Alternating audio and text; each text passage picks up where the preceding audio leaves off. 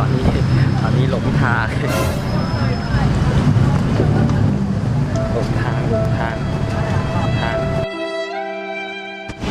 สบายดีทุกคนเมื่อนี้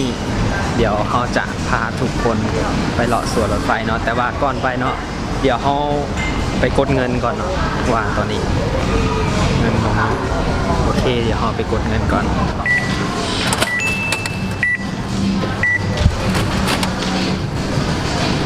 ได้เงินมาแล้ว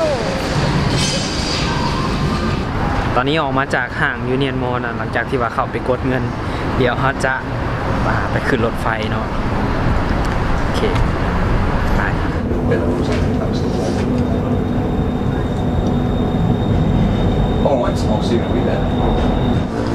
ตอนนี้เขาออกจากตลาดออกจาก หรือว่าเดินไปทางนู้นเหรอ เดี๋ยวนี่อยู่นี่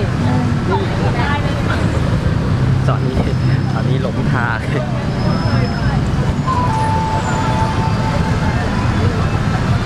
เราว่าเราจะจ่ายแล้วแบบ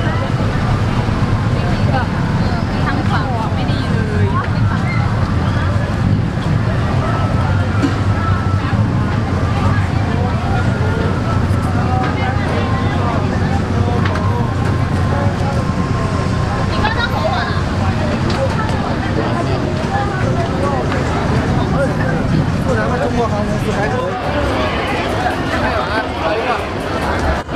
วันนี้มาฮอดแล้วเนาะ จะเป็นโลกที่สีเทปะวะ โคตรตายเลย ไม่เทหรอกนะ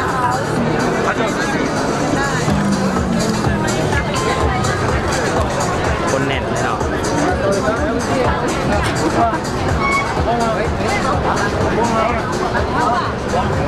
เบิ่งสภาพ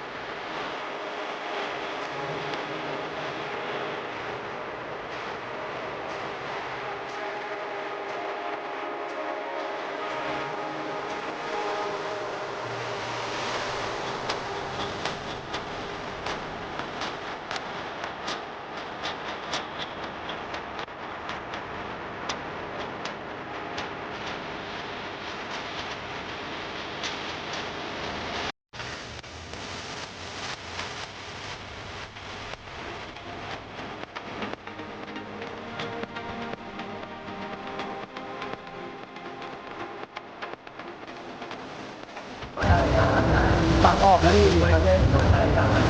ทางออก